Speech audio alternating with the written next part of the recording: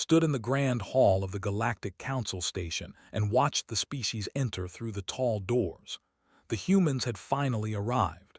After 200 years of watching, their radio signals spread across space. After 50 years of careful observation, the Council had decided to invite them. Now they were here. The diplomat adjusted his ceremonial robes and studied the 5 humans walking toward the center platform. They looked so fragile. Their skin had no scales, no protective plates, no natural armor at all. They were short compared to most Council species. Felt a wave of sympathy for them. These poor creatures had survived on a dangerous world and somehow built starships. It was quite remarkable for such delicate beings. The human leading the group was a male who called himself Captain Minu. He wore a dark blue uniform with strange symbols on the shoulders. His black hair was cut very short. He walked with a straight back and steady steps. The other humans followed behind him. A female named with sharp eyes that seemed to notice everything. A male called who kept looking at the station's walls and ceiling with clear interest. Another female who moved with unusual grace. And finally, a male who carried a small bag and smiled warmly at everyone. Had volunteered to be their cultural liaison. Someone needed to guide these newcomers. The galaxy could be dangerous for those who did not understand its ways. He felt it was his duty to help them. The council speaker, a tall with purple skin, raised 3 of his 6 arms. "We welcome humanity to the Galactic Council. Captain Minu of Earth, please speak." Minu stepped forward. He did not look nervous, which surprised. Most new species showed signs of stress during this ceremony. They had been terrified. They themselves had been very anxious. But this human seemed completely calm. "Thank you for welcoming us," Minu said. His voice was clear and strong. "Humanity has dreamed of this day for a very long time. We have looked at the stars and wondered if we were alone. Now we know we are not. We come in peace. We come to learn. We come to share what we know and to build friendships across the galaxy." The words were good. They were the right words. Felt himself relax.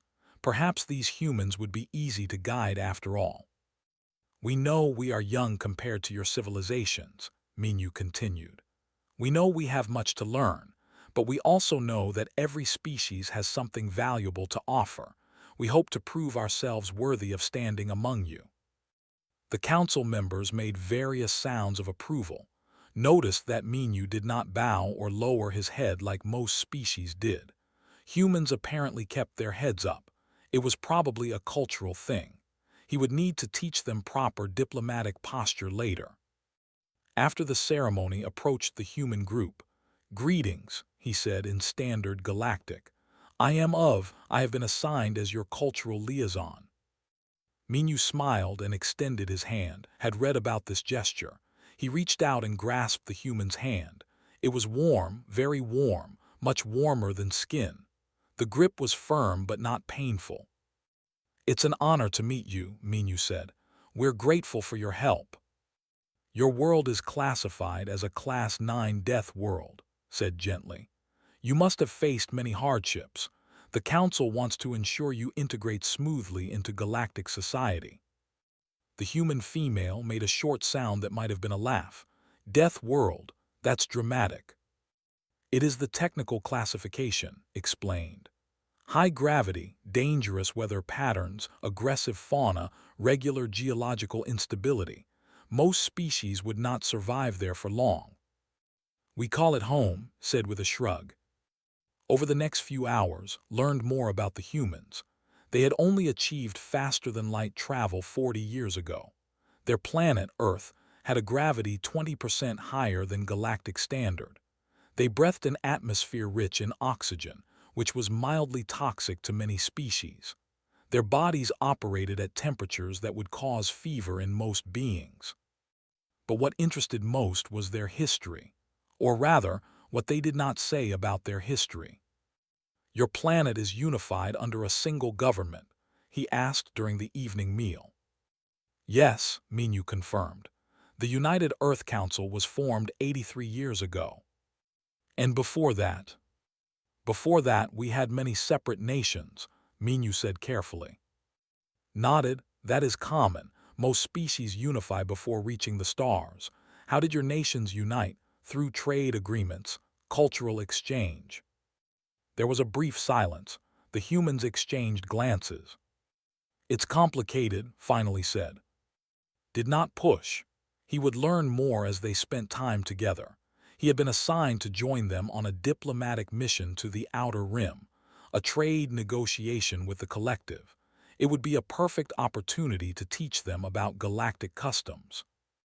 As they prepared to leave the station, watched the humans board their ship. The vessel was called the Defiant Hope. It was smaller than most council ships but seemed well built. The humans moved with purpose, each one knowing exactly where to go and what to do. Took the pilot's seat and began the launch sequence. Her fingers moved across the controls with practiced ease, headed down to the engine room, went to prepare the medical bay, took a position at what looked like weapons control. Minyu sat in the captain's chair. Settled into the seat they had prepared for him. It was slightly too warm, but he did not complain. Ready for departure, announced. Take us out, Minyu ordered. The ship lifted smoothly from the docking bay and moved into open space, looked out the viewport at the stars. This would be an interesting journey. He would help these fragile, earnest humans learn how to survive in a dangerous galaxy. He had no idea how wrong he was. The Defiant Hope turned toward the distant stars and accelerated. Inside, the crew went about their duties with quiet efficiency. Watched them work and felt confident. They seemed so harmless, so peaceful, so eager to make friends. He would remember this moment later. He would remember thinking they needed his protection. The memory would make him laugh, though the laughter would sound somewhat bitter. But for now, simply settled into his seat and prepared for the journey ahead. He was going to help humanity find its place among the stars. He just did not know yet what that place would truly be. The Defiant Hope had been traveling through deep space for 6 days, had settled into a routine of observing the human crew. What he saw confused him more each day. The engineer worked impossibly long shifts, had timed them, 18 hours in the engine room, then 6 hours of rest, then back to work. No could maintain such a schedule. Their bodies would shut down after 12 hours of labor, but seemed fine, more than fine. He seemed energized by the work. Does it not exhaust you? Asked one day, watching adjust some kind of power coupling. Looked up and grinned. Nah, I'm running on adrenaline right now. We've got some efficiency problems I want to fix before we reach space. Adrenaline. It's a chemical our bodies make, gives us energy when we need it, sharpens our focus. Went back to his work. Humans can push pretty hard when we want to. Made a note to research this adrenaline. It sounded like a useful adaptation for a death world species. The next strange thing happened during a navigation crisis. The ship had entered an asteroid field that said was not on their charts. Gripped his seat as rocks the size of buildings floated past the viewport. Any one of them could destroy the ship. Hold on, said calmly from the pilot's seat. Her hands moved across the controls so fast could barely follow. The ship twisted left, then right, then dove down. Asteroids rushed past on all sides. Hearts were beating so fast he thought he might collapse, but's face showed nothing but concentration. Her eyes tracked multiple objects at once. Her reactions were instantaneous. They cleared the field in 4 minutes, sat trembling in his seat, simply logged the new asteroid positions and continued on course. How did you react so quickly? Asked when he could speak again. Shrugged. Human reaction time averages around 250 milliseconds. Mine's a bit faster. Plus, I've been flying since I was 16. You get used to making quick decisions. 250 milliseconds. Species needed nearly a full second to react to unexpected stimuli. These humans were frighteningly fast. That evening, found and in the common area. They were engaged in some kind of simulation on a wall screen. It took him a moment to understand what he was seeing. They were fighting. Virtual enemies appeared on the screen, and the two humans eliminated them with various weapons. They were laughing and competing over who could get more kills. "Is this entertainment?" asked Disturbed. "Combat simulation," explained without taking her eyes off the screen. "Keeps our skills sharp. Want to try?" "I do not understand. You simulate violence for enjoyment." Pause the game and turn to face. "It's just a game. Helps with hand-eye coordination, tactical thinking, stress management. Humans like challenges." "But why combat specifically?" And exchanged a look. "It's what we're good at," said simply. Later, during a meal, asked about their personal histories, was happy to talk about his medical training, described his engineering education, shared stories about learning to fly. But when asked about her background, she became quiet. "I served in the military," she said after a pause. "Military? You mean defense forces?" "Not exactly. This was during the Unification Wars." Felt his skin grow cold. "Wars, plural. You fought against other humans." Minyu, who had been quietly eating, spoke up. "Earth's unification was not peaceful. Our species has a long history of conflict. We only achieved global peace 83 years ago." "But surely before that, you had long periods of peace." "Some," Minyu admitted, "but war was common, very common. For most of human history, some part of our world was always fighting." Struggled to process this. They had never had a war. They had disagreements, certainly, but violence between their own kind was unthinkable. "How did you survive? How did you advance as a civilization?" "We're stubborn," said with a half-smile. "We fight each other, but we also build together, create together. We're complicated." That night lay in his quarters and tried to reconcile what he had learned. These humans were not the simple, peaceful newcomers he had assumed. They came from a world so violent that they had spent their entire history fighting. Yet they seemed kind. They laughed. They cared for each other. How could both things be true? He got his answer 2 days later during a routine maintenance check. Was walking past the armory when he heard voices. The door was partially open. He stopped and listened. "If things go bad with the what's our plan?" That was voice. "Depends on how bad." His voice was calm and analytical. "If they just posture, we stay defensive. If they draw weapons, we create a protective formation around and the captain. If they actually attack, we eliminate the primary threats first, then extract." "Time to neutralize 4 warriors?" asked. "In close quarters, 15 seconds if we're efficient." "And if there are civilians in the crossfire?" "Then we take longer and accept more risk. Civilian safety is priority 1. Backed away from the door quietly. His hands were shaking. They were planning for violence, calmly discussing how to kill, and they were good at it. He could hear it in their voices. This was not theoretical for them. They had done this before. But they had also said civilian safety was their first priority. They would accept more danger to themselves to protect others. That was admirable. Confusing, but admirable. The next morning, watched the crew with new eyes. Piloted the ship with hands that could also operate weapons. Maintained the engines while casually discussing combat tactics. Prepared medicines while knowing exactly how to kill efficiently. Monitored space around them, watching for threats could not even imagine. And Minyu directed them all with the calm authority of someone who had made life and death decisions before. These were not the fragile, naive beings had thought they were. They were something else, something dangerous that was choosing to be peaceful. He did not fully understand it yet, but he was beginning to feel something new when he looked at them. A small seed of unease that grew a little more each day. "Approaching space," announced. "ETA to the negotiation station, 4 hours. Took a deep breath and tried to calm himself. He was being foolish. The humans were his friends. They had been nothing but kind to him. Yes, they had a violent past, but they were trying to move beyond it. That was why they were here. That was why they wanted to join the council. Everything would be fine. He almost believed it. The negotiation station was cold and dark. The preferred it that way. Walked beside Captain Menu through the metal corridors, trying not to show his nervousness. Behind them came and had stayed with the ship. They were in species, tall and covered in dark armor-like shells. They had built a powerful trading empire through a combination of shrewd business and implied threats.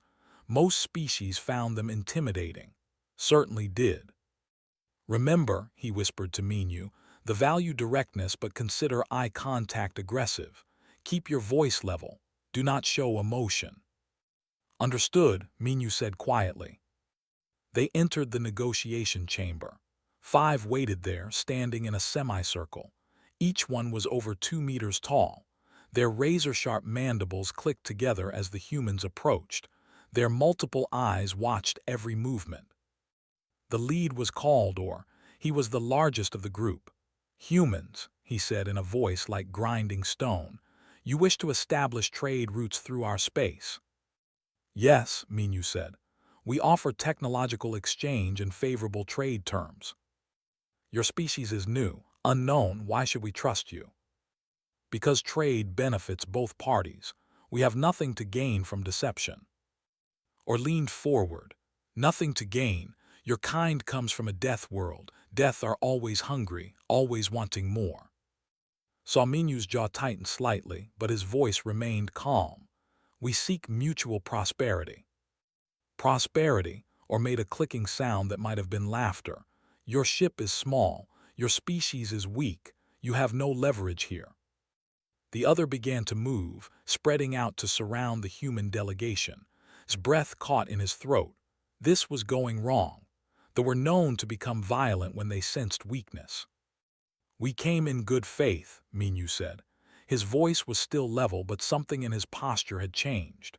Could not identify what exactly, but the humans suddenly seemed more solid, more present. Good faith means nothing, or took a step closer. He loomed over Menu, mandibles spreading wide in a threat display. You come to our territory with demands. You show disrespect. Wanted to run. Every instinct screamed at him to flee. They were predators. They were armed. They were angry. He looked at Menu, expecting to see fear. But Menu was not afraid. He stood completely still, looking up at the massive warrior without flinching. His hands hung loosely at his sides. His breathing was slow and steady. We meant no disrespect, Menu said softly. Beside him had shifted her position. She was not facing or anymore. She was watching the other, her body angled to keep them all in her line of sight. Her right hand rested casually near her hip, where knew she carried a weapon. And had moved too. They had formed a triangle formation, with Menu at the point and protected in the center. It looked natural, almost accidental, but suddenly understood it was anything but. The humans were preparing for a fight. You are in our station, or hissed. You are outnumbered, you should show fear. That was when saw it. Just for a moment something flickered across Menu's face. Not fear, something colder, something calculating. The human's eyes shifted slightly, taking in the positions of all the distances between them, the weapons they carried. Menu was doing math. He was counting seconds. He was planning. Fear is not useful right now, Menu said quietly. One of the other moved closer, mandibles clicking. His hand shifted an inch closer to her weapon. The movement was tiny, but every in the room noticed it. They were predators. They recognized the body language of another predator. Felt his heart's hammering. The air in the room had changed. Violence was a breath away. They could tear them apart. They had claws and armor and numbers.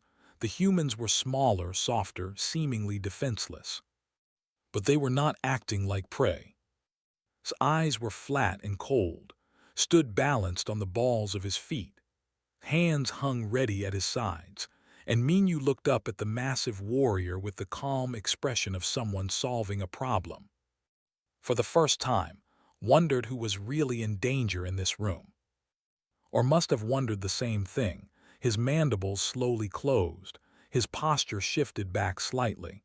"You do not act like the other council species." "We're different," Minyu agreed. "Different how?" Minyu was quiet for a moment. When he spoke, his voice was soft but absolutely clear. "We come in peace. We want trade, not conflict. But if you mistake peaceful intent for weakness, you will regret it." It was not a threat. Threats had heat to them, anger. This was simply a statement of fact, delivered in the same tone someone might use to describe the weather. Saw something shift in Or's multiple eyes. Recognition, perhaps, or respect. The leader stepped back. "You may be small, human, but you are not prey." "No," Minyu said, "we are not." The tension in the room began to ease. They moved back to their original positions, or gestured to a table. "Let us discuss terms." The negotiation continued. Barely heard any of it. His mind was still replaying the last few minutes. The way the humans had moved. The way they had positioned themselves. The absolute absence of fear in their faces. They had been ready to fight 5 armored warriors in an enclosed space. They had been ready to die, and somehow believed they would have made the pay dearly for it. After the meeting, they walked back to the Defiant Hope in silence. His legs felt weak. Once they were safely aboard and the ship was moving away from the station, he finally found his voice. "You were ready to fight them." Glanced at him, "Yes." "They would have killed you."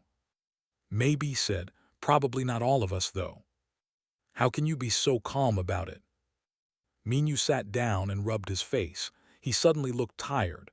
"We're not calm, we're trained. There's a difference." "I do not understand." Handed Minyu a cup of water. "We ran scenarios before the meeting, 4 different combat outcomes. We had plans for each one. If things had gone violent, we knew exactly what to do." "But you wanted peace." "Of course we did," Minyu said. "But wanting peace and being prepared for war are not opposites. They're the same thing." Sat down heavily. His hands were still shaking. "I was terrified." "Good," said. "That's a normal response. Fear keeps you alive." "You were not afraid." Was quiet for a moment. "I was afraid," she finally said. "I just didn't let it control me." That night lay in his quarters and stared at the ceiling. He had seen something today that disturbed him deeply. The humans had not been acting. They genuinely would have fought those warriors. 5 against 4 in close quarters against armored opponents with natural weapons. And they had believed they could win. What kind of species thought that way? What kind of species could face death without flinching? Touched the communication panel, thinking about sending a report to the council. But what would he say? That the humans were dangerous. The council already knew they came from a death world. That they were warriors. Many species had warrior traditions. No, what disturbed was something else. It was the coldness in their eyes, the calculations, the absolute readiness to do violence without hesitation or regret. The humans were not savage. Savages acted on instinct and emotion. The humans were something far more frightening. They were civilized, kind, peaceful people who could flip a switch and become precise, efficient killers. And then flip it back just as easily. He did not send the report. Not yet. He needed to understand more. But one thing he now knew for certain. He had been wrong about humans. They were not fragile newcomers who needed his guidance. They were predators who had chosen to wear the mask of civilization. And was not sure which scared him more, what they were or how well they hid it. The distress signal came 3 days after leaving space. Was in the common area when the alarm sounded. He rushed to the bridge and found the crew already at their stations. "What is happening?" he asked. "Research vessel under attack," said, her fingers moving across her console. "Marauders, 3 ships. They're tearing the vessel apart." His blood went cold. His people, how many crew? 16 life signs detected, reported. "Make that 15, 14. "We must help them," grabbed Minyu's chair. "Please." Minyu's face was already hard. Plot intercept course, maximum speed, battle stations. I need everything you can give me. Already on it, Captain. His voice came through the comm system. The transformation was instant. The friendly, peaceful crew had come to know disappeared. In their place were warriors. Fingers danced across weapons controls. Hands were steady on the helm. Minu's voice carried absolute authority as he issued commands. 12 life signs, said quietly. 11. Faster, Minu ordered. The ship surged forward, felt the gravity shift as pushed the engines beyond safety limits. On the research vessel appeared. It was small and not built for combat. 3 larger pirate ships surrounded it, firing weapons into its hull. Target priorities, Minu said calmly. Ship 2 is closest to the research vessel. Ship 1 has the heaviest weapons. Ship 3 is positioning for another attack run. Disable 2 first, then 1, then 3. Prep medical. We'll have casualties. Medical bay ready. His voice was steady. They entered weapons range. Gripped his seat as the Defiant Hope opened fire. The ship shook with each blast. On the screen, he saw their weapons strike the nearest pirate vessel, but the pirates were firing back. Shields holding, reported, 80%. His targeting was surgical. She did not just fire randomly. Each shot hit a specific system on the enemy ships: engines, weapons, life support. The pirates had larger vessels, but the humans were faster, more precise. Ship 2 disabled, announced, moving to Ship 1. The second pirate vessel tried to flee, anticipated its movement and positioned the Defiant Hope to cut it off. More weapons fire, more impacts. The pirate ship's engines exploded. Ship 1 neutralized. Ship 3 is running. Let them run, Minu said. Secure the research vessel. Boarding party suit up. Sir, the pirates still have armed crew on that ship, said. I know, with me. Keep us covered. Stood up. I am coming with you. Minu looked at him. This will be dangerous. Those are my people. Minu nodded once. Stay behind us. Do exactly what we say. They moved to the airlock and put on protective suits, watched as the humans checked their weapons. Small firearms, combat knives, various tools. They moved with practiced efficiency, each one preparing in silence. The airlock connected to the damaged vessel. The door opened into darkness and smoke. Emergency lights flickered. Somewhere ahead could hear screaming. Move, Minu ordered. They entered the ship, went first, her weapon raised, and flanked the group. Minu stayed in the center with. They moved through the corridors like water flowing around obstacles. Silent, fast, coordinated. The first pirate appeared around a corner. He was large and muscular with thick arms and clawed hands. He raised a weapon at them. Shot him twice before could even cry out. The pirate fell. Keep moving, she said. They found the first survivors in a sealed lab. 3 scientists, terrified but alive, immediately began checking them for injuries while the others secured the area. More survivors 2 decks down, said, reading her scanner. But there are pirates between us and them. Then we go through the pirates, Minu said simply. They moved down. The next corridor had 4 warriors blocking the way. The pirates saw them and charged with weapons raised and bellowing war cries. What happened next lasted perhaps 10 seconds, but would remember it in perfect detail for the rest of his life. Fired 3 shots. 2 pirates fell, ducked under a swing from the third pirate, grabbed his arm, and used his own momentum to throw him into a wall. The crack of breaking bones was loud in the enclosed space. Dodged the 4th pirate's claws, drew a combat knife, and moved with brutal efficiency. The pirate collapsed. The humans did not celebrate. They did not even pause. They simply continued forward. His hands were shaking. These pirates were trained warriors. They were larger and stronger than humans, and the humans had cut through them like they were nothing. They found more survivors. 6 trapped in a storage bay with 2 pirates standing guard. The pirates heard them coming and took defensive positions. One of them grabbed a scientist and held a knife to her throat. "Come closer and she dies," the pirate shouted. Raised her weapon and fired. One shot. The pirate holding the hostage fell with a neat hole in his forehead. The second pirate died a moment later. The scientist stood there in shock, moved forward, gently guiding her away from the bodies. "You're safe now," he said softly. His voice was kind, gentle, the same voice that had just killed two beings without hesitation. They cleared the rest of the ship. 14 survivors total. 2 had serious injuries. Worked on them immediately, his hands sure and steady. The same hands that had held a combat knife minutes before now carefully administered medicine and bandaged wounds. Watched it all in stunned silence. The humans moved through the damaged ship like they had done this 1,000 times before, checking corners, securing rooms, eliminating threats, saving lives.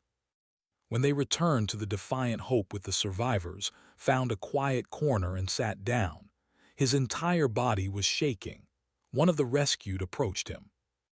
"Thank the stars for these humans," she said. "They saved us. They are heroes." Looked across the medical bay where was treating injured with infinite patience, where was helping repair damaged equipment, where stood guard, watching over everyone with alert eyes, where Minu coordinated rescue efforts. Heroes, yes, but that was not all they were. "How long have you been doing this?" asked later, when the medical work was mostly done. "Doing what?" "Fighting, killing, saving." Was quiet for a moment. He looked tired. "A long time," he finally said. "Too long." "Does it bother you?" "Of course it bothers me. Taking a life should never be easy." Looked at the sleeping survivors. "But letting innocent people die bothers me more." That night, sat in the observation deck and watched the stars. A survivor named and found him there. "Are you well?" "I am unharmed." "But not well." Turned to look at her. "Have you ever seen someone die?" "No, my life has been peaceful until today." "I saw 8 beings die today. The humans killed them without hesitation, without remorse." And frowned. "They killed pirates who were murdering us. They are heroes." "They are killers." "They are protectors," and said firmly. "They risked their lives for strangers. They could have run. They chose to fight." She was right, of course, but that made it worse somehow. The humans were good people, kind people, who killed with cold efficiency when needed. Looked out at the stars and finally understood what had been bothering him since the incident. It was not that humans were capable of violence. Many species were. It was not even that they were good at violence. It was that they could be both, truly both. Could kill a pirate with a knife and then tenderly bandage a wound. Could fire a perfect headshot and then gently comfort a terrified scientist. They did not have to choose between being warriors and being caregivers. They were both at the same time. And that was what terrified, not the violence itself, but how easily they moved between violence and compassion, how naturally it came to them. For the first time, standing on a human ship surrounded by human crew who had just saved his people, felt true fear. Not fear of enemies, not fear of pirates or danger or death. Fear of the humans themselves. Fear of what they were, fear of what they could become, fear of what they had always been. And worst of all, fear of how much the galaxy needed them to be exactly what they were. Had been working for 36 hours straight. Watched him move through the medical bay, treating one survivor after another. His eyes were red from exhaustion. His hands should have been shaking, but they remained steady as he repaired broken bones, treated burns, administered medications. "You need to rest," said. "After everyone is stable," replied without looking up from his patient. "You will collapse." "I've gone longer." Finished wrapping a bandage and moved to the next bed. "During the war, I once worked for 60 hours during a siege. 36 is manageable." There it was again, the war, had been thinking about it constantly since the pirate attack. The humans kept mentioning their wars, conflicts that had shaped them, made them what they were. How can you be so gentle and so brutal? The question came out before could stop it. Paused, he looked at with tired eyes. Because we know what we're capable of. That's exactly why we choose differently. I do not understand. Set down his medical tools and sat down. When I was in the military, I saw what happens when people have power without compassion. I saw what unchecked violence does. It destroys everything. So when the war ended, I chose to become a doctor, to heal instead of harm. But I never forgot how to fight because sometimes fighting is necessary to protect the innocent. So you are two people, warrior and healer. No, I'm one person who can do both things when needed. Stood up and returned to his work. Most humans are like this. We had to be to survive our own history. Left the medical bay and wandered through the ship. He found himself at the observation deck. Earth was visible in the distance, a blue and green sphere floating in the darkness. Captain Minu was already there, standing at the viewport. Beautiful, isn't it? Minu said without turning around. Yes, stood beside him. They looked at Earth in silence for a moment, then spoke the words he had been holding in for days. I am afraid of you. Minu did not seem surprised. I know. Not afraid you will hurt me, afraid of what you are. What do you think we are? Struggled to find the words. Predators, killers, warriors, but also kind, gentle, protective. I cannot reconcile these things. Minu was quiet for a long time. When he spoke, his voice was soft. Have you ever heard of a species called dinosaurs? No. They were massive creatures that ruled Earth millions of years ago. Huge, powerful, perfect predators. Then a rock fell from the sky and they all died. Minu gestured at the planet. Humanity evolved in the shadow of that rock. We learned early that the universe does not care how strong you are. It will kill you anyway. I do not understand what this has to do with. We survived because we were adaptable, Minu continued. We survived ice ages, droughts, floods, plagues. We survived by being tough enough to endure and smart enough to cooperate. We became predators because our world demanded it. We became social because isolation meant death. Looked at Earth with new eyes. A death world. Not just because of its gravity or weather, but because it had taught its children that survival required both strength and compassion. Then you became civilized and stopped fighting, said hopefully. Minu laughed, but there was no humor in it. No, we turned our predatory nature on each other. For thousands of years, humans fought humans, tribe against tribe, nation against nation. We nearly destroyed ourselves dozens of times. But you have peace now. Yes, we finally figured out that our real enemies were not each other. Our enemies were ignorance, disease, scarcity, and our own worst impulses. So we unified. We chose cooperation over conflict. But we never forgot how to fight because the universe is still dangerous. Minu turned to face directly. You're afraid because you saw us switch between peace and violence so easily. You think that makes us unstable, dangerous. Does it not? Maybe, or maybe it makes us careful. Minu looked back at Earth. We know what we're capable of. We've seen what happens when our kind goes to war. We've counted the bodies. We've buried the dead. We know the cost of violence in a way most species don't. Because you inflicted it on yourselves. Yes, and that makes us more committed to peace, not less. Minu's voice was firm. When a species that has never known war chooses peace, it's because they don't know the alternative. When humans choose peace, it's despite knowing exactly how good we are at war. Felt something shift in his chest. The fear was still there, but understanding was growing alongside it. You choose peace because you know war. We choose peace because we are the monsters under our own bed, Minu said quietly. We know what happens when humans stop holding back. So we built a civilization based on holding back, on choosing compassion over cruelty, on protecting the weak instead of exploiting them. but you still keep your weapons ready. Always, Minyu met his eyes, because choosing peace does not mean being naive. Sheep who reject violence just get eaten by wolves, but wolves who choose to protect sheep, that changes everything.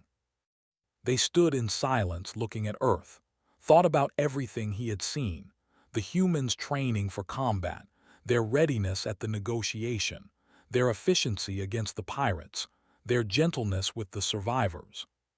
Strength without compassion is tyranny, said slowly. Compassion without strength is naivety. Yes, Minyu said. We learned that the hard way, paid for it in blood and suffering, but we learned. And now we offer our strength to protect others, our compassion to heal others, our knowledge to help others avoid the mistakes we made. Minyu smiled slightly. That's why we wanted to join the council, not to conquer or dominate but to contribute. Thought about the survivors sleeping peacefully in the medical bay, about calling the humans heroes, about working himself to exhaustion to save people he had never met before. I was wrong about you, said. What did you think? That you were fragile newcomers who needed guidance, that your peace was ignorance. And now I think your peace is the most dangerous kind, the peace of warriors who know war and reject it, the peace of predators who choose to protect instead of hunt. Paused. I think the galaxy needs you, and that terrifies me. Good, Minyu said. A little healthy fear is wise. We're not saints. We're just people trying to be better than we were. Some days we succeed. Some days we don't. But you keep trying. Always. Later, sat in his quarters and wrote his report to the council. His hands hovered over the console for a long time before he began typing. He described the humans honestly, their violent history, their combat capabilities, their cold efficiency in battle, but he also described their kindness, their sacrifice, their unwavering commitment to protecting the innocent. He wrote about his fear, the real, genuine terror he had felt standing beside humans in combat. Not fear that they would hurt him, but fear of what they represented. Fear of a species that knew darkness intimately and chose light anyway. He ended his report with a recommendation for full alliance with humanity. Not because they were harmless, but because they were dangerous and chose to use that danger for good. The humans, he wrote, were the galaxy's best hope precisely because they were also its greatest potential threat. They knew what they were, they owned it, they controlled it. And they had chosen to be heroes instead of monsters. Sent the report and lay back on his bed. Through the wall, he could hear finally sleeping after treating the last patient. He could hear quiet humming as she piloted the ship. Footsteps in the corridor as he made another round of the engines. His voice speaking softly to someone over the comm. These people had saved his life, had saved his people, had done it without hesitation, knowing it might cost them everything. Yes, was afraid of them. He would probably always be a little afraid. But he also trusted them, because humans, alone among all the species he had known, understood their own darkness. They had looked into the abyss of their own nature, and instead of running from it or embracing it, they had learned to control it. They were monsters who chose to be guardians, killers who chose to be healers, warriors who chose to be protectors. And the galaxy needed them desperately, whether it knew it yet or not. Closed his eyes and let himself rest for the first time in days. Outside his door, the human crew continued their watch, protecting the ship, protecting the survivors, protecting him. He had felt true fear, standing beside humans in battle. But he had also felt something else. Hope.